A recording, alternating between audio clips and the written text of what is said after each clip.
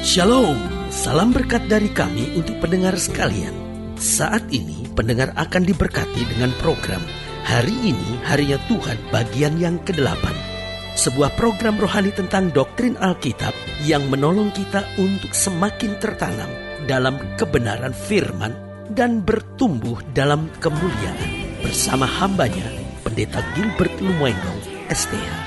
Banyak orang merasa doktrin Alkitab sebagai sesuatu yang membingungkan. Tetapi tahukah saudara bahwa doktrin Alkitab intinya adalah memahami Alkitab dengan benar, dengan pemahaman yang sistematis, sehingga kita terus dapat tertanam di dalam kebenaran firman, sehingga kita terus bertumbuh di dalam kemuliaan Allah. Buka hati saudara sekalian untuk menerima berkat-berkat firman-Nya hari ini. Salah satu hal yang paling berbahaya dalam kehidupan ini adalah mendengar nasihat yang keliru. Kalau sudah bertanya kenapa pendeta nasihat yang keliru terjadi, Alkitab kan sudah bilang bahwa pergaulan yang buruk menghancurkan kebiasaan yang baik. Kenapa pergaulan yang buruk menghancurkan kebiasaan yang baik? Karena pergaulan yang buruk akan memberikan masukan-masukan dan nasihat-nasihat yang buruk dalam kehidupan kita. Makanya Alkitab bilang apa? Jangan duduk makan bersama dengan orang berdosa. Itu bukan berarti kalau kita duduk makan sama orang kita tanya, kamu berdosa nggak? Berdosa nggak? Kamu berdosa? Oh najis, saya nggak mau duduk gitu. Bukan gitu. Tetapi jangan duduk makan bersama orang berdosa. Maksudnya jangan duduk menceritakan masalah kita lalu minta pandangan, petunjuk dari orang-orang berdosa. Kenapa? Karena kita akan buat kesalahan fatal. Itu sebabnya Alkitab berkata, kalau kamu bermasalah bersama dengan orang beriman, jangan bawa ke pengadilan. Tetapi tidak adakah di antara kamu orang yang lebih rohani untuk membahas masalah itu dan memberikan keputusan sesuai dengan pimpinan Tuhan? Artinya apa? Artinya kalau kita membawa masalah kita pada orang yang tidak rohani, yang akan memberikan nasihat yang tidak rohani, maka kita cenderung diberikan nasihat yang keliru dan itu akan merusak kehidupan kita. Makanya jelas bahwa salah satu hal yang paling berbahaya dalam kehidupan kita adalah mendengar nasihat yang keliru. Karena saya pelajari nasihat yang keliru dapat mengecewakan. Jadi orang ketika mendengar nasihat-nasihat yang keliru, bukan tambah tenang, bukan tambah semangat, bukan tambah punya kepastian, tapi yang terjadi justru dapat mengecewakan hidup, tambah down, tambah putus asa, tambah kecewa. Kok begini ya? Seharusnya nasihat kan memberi semangat, harusnya nasihat itu kan memberikan ketentraman, harusnya kan nasihat itu kan memberikan keluasan berpikir gitu. Tapi apa yang terjadi? Nasihat yang keliru yang pertama saya pelajari dapat mengecewakan. Nah yang kedua, nasihat yang keliru bukan hanya dapat mengecewakan tapi juga dapat menyesatkan. Iya kan? Kita ingat betul bagaimana istrinya Ayub berkata, kutuki Allah dan matilah. Nah saudaraku yang kasih dalam Tuhan, tidak bisa kita bayangkan seandainya Ayub ikuti nasihat istrinya, hancur segala sesuatunya. Nah karena itu luar biasa sekali, Ayub betul lagi terpuruk, Ayub betul lagi hancur-hancuran. Tapi Ayub tidak mau mendengar nasihat yang keliru itu. Ayub bilang apa? Engkau berkata seperti perempuan tak memiliki akal pikiran yang sehat.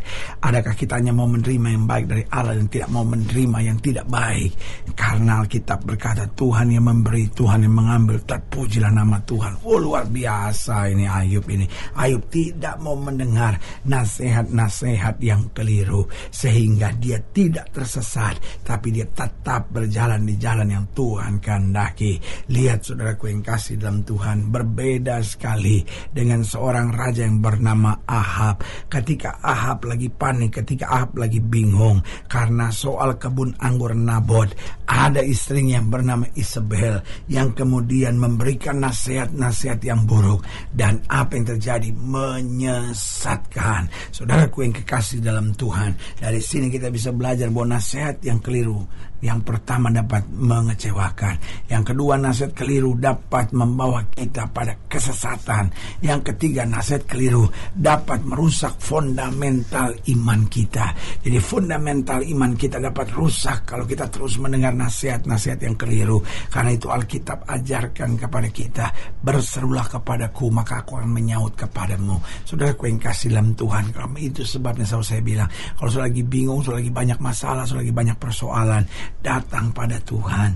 Oh, minta sama Tuhan tuntunan sehingga kita akan mendengar suara Tuhan. Atau sudah datang pada hamba-hamba Tuhan yang bisa sudah percaya, mungkin dia gembala sidang di gereja saudara, mungkin dia pembimbing rohani saudara, tapi jangan bicara sama sembarang orang, meskipun dia mungkin quote unquote dalam tanda petik namanya adalah pendeta atau hamba Tuhan. Tetapi ingat, tidak semua orang bisa saudara percaya. Harus orang-orang yang dekat dengan saudara, yang memang mengasihi saudara, yang memang mungkin bertanggung jawab secara rohani dalam hidup saudara, sehingga fundamental iman saudara makin hari makin kuat. Jadi ingat, nasihat yang keliru yang pertama dapat mengecewakan, yang kedua nasihat keliru dapat menyesatkan, yang ketiga nasihat keliru dapat merusak fundamental iman kita, dan akhirnya yang keempat, nasihat keliru dapat menjauhkan kita dari jalan-jalan Tuhan. Begitu banyak orang yang akhirnya dalam pelayanan pecah, dalam pelayanan akhirnya tinggalkan pelayanan hanya karena mendengar nasihat-nasihat yang keliru dari orang-orang yang dipakai setan hanya untuk memanas-manasi suasana. Itu sebabnya sebagai hamba Allah saya hanya mau menasihatkan saudara. Alkitab berkata, berbahagialah orang yang membawa damai, karena mereka akan disebut sebagai anak-anak Allah. Dimanapun kita ada, ayo kita bawa damai. Kalau ada yang dalam stres, ada dalam kecewa, dalam tekanan, dalam masalah, jangan kita panas-panasi, karena makin kita panas-panasi, kita makin membiarkan diri kita dipakai oleh setan. Tapi tugas kita bawa damai, tugas kita bawa ketentraman, tugas kita arahkan kembali ke jalan Tuhan, maka hidup kita akan menyatakan kemuliaan Tuhan. Haleluya. Selamat datang dalam program kita hari ini, Harinya Tuhan, sebuah program rohani yang kembali mengingatkan kepada kita betapa pentingnya kita menjadikan firman Tuhan sebagai dasar keseharian hidup kita. Karena selama kita jadikan firman Tuhan sebagai dasar keseharian hidup kita, langkah-langkah ke depan kita penuh dengan kepastian, kemenangan, berkat, mujizat, dan perkara-perkara besar. Haleluya. Dan dalam program ini kita sedang membahas tentang nasihat yang keliru. Nah, ini dia. Ada banyak persoalan dalam hidup kita, dalam pelayanan, dalam rumah tangga, karena kita mendengar nasihat yang keliru. Karena selalu saya bilang, mertua-mertua memberi nasihat yang baik, menantu-menantu berikan nasihat yang baik, suami berikan nasihat yang baik, istri berikan nasihat yang baik, ipar berikan nasihat yang baik. Kalau kita nggak punya nasihat yang baik, jangan ngomong, daripada kasih nasihat-nasihat yang justru menyesatkan, ya kan? Nah, saudara gue yang kasih dalam Tuhan, dalam pembahasan kita tentang nasihat yang keliru, kita mau sama-sama belajar dari Kejadian pasal 16, Kejadian pasal 16 ayat yang pertama, Kejadian pasal 16 ayat pertama sampai ayat yang ke-6. Kejadian 16 ayat pertama sampai 6, demikianlah firman Tuhan di bawah judul perikop Hagar dan Ishmael. Adapun Sarai istri Abram itu tidak beranak. Ia mempunyai seorang hamba perempuan orang Mesir, Hagar namanya. Berkatalah Sarai kepada Abram, engkau tahu Tuhan tidak memberi aku melahirkan anak. Karena itu baiklah hampiri hambaku itu. Mungkin oleh dialah aku dapat memperoleh seorang anak. Dan Abram mendengarkan perkataan Sarai. Abram mendengarkan nasihat yang buruk.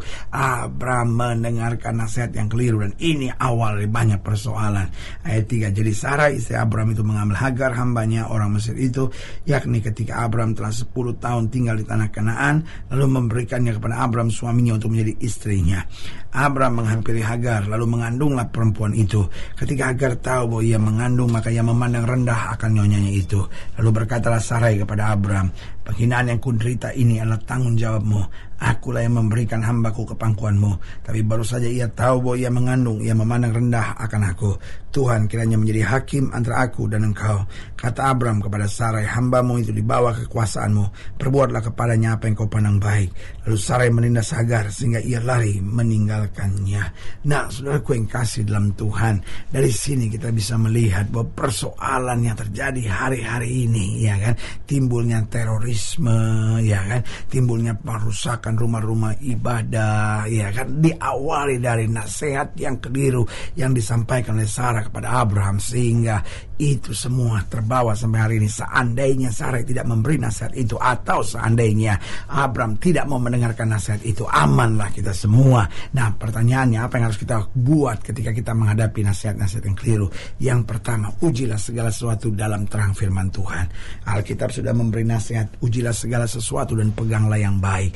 Apa faktor pengujinya? Firman Tuhan kita lihat, ya kan? Kalau firman Tuhan berkata suami harus punya satu istri, istri harus punya satu suami, selesai sampai di situ.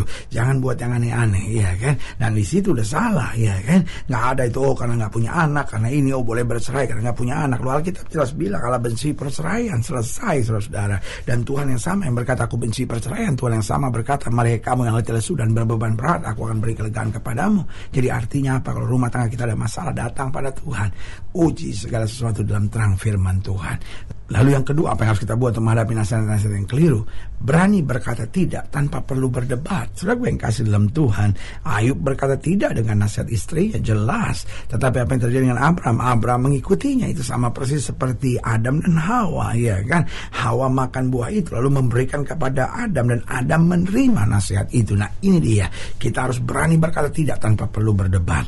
Lalu yang ketiga, apa yang harus kita buat menghadapi nasihat-nasihat yang keliru?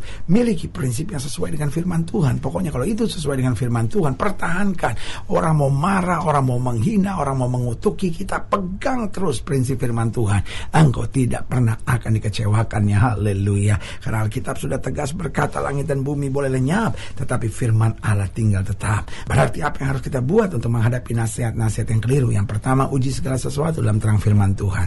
Lalu yang kedua, berani berkata tidak tanpa perlu berdebat. Yang ketiga, miliki prinsip yang sesuai firman Tuhan. Dan yang keempat, tetap kuat di dalam iman. Saudara gue yang kasih dalam Tuhan, orang mau ngomong apapun tentang Daniel tetap berdoa kepada Allah seperti yang biasa dia lakukan.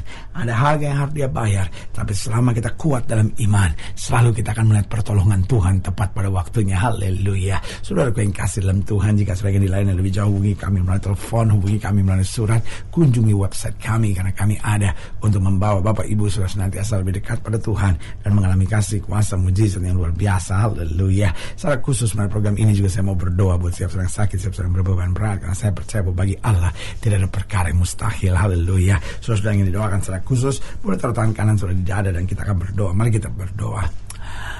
Bapa, dalam nama Yesus, hamba doa buat yang sakit, hamba doa buat yang berbeban berat, hamba doa untuk setiap mereka yang menghadapi masa-masa yang sukar, karena hamba percaya bahwa bagi Allah tidak ada perkara yang mustahil. Bapa, hamba berdoa di dalam nama Yesus, Tuhan jamah, yang sakit Tuhan sembuhkan, yang lemah Tuhan kuatkan, yang susah Tuhan hiburkan, yang jatuh Tuhan angkat, sehingga hari-hari yang penuh kemenangan boleh berlaku. Secara khusus hamba doa buat mereka yang taruh tangan kanannya di dada, di dalam nama Yesus, Tuhan jamah, di dalam nama Yesus, sehingga kami berani berkata tidak pada nasihat-nasihat yang keliru. Kami dikuduskan untuk hanya mendengar nasihat firman Tuhan dari Tuhan dan dari hamba-hamba yang diurapinya, sehingga kami hidup dalam kebenaran, menyenangkan hati Tuhan. Di dalam nama Yesus kami berdoa. Haleluya.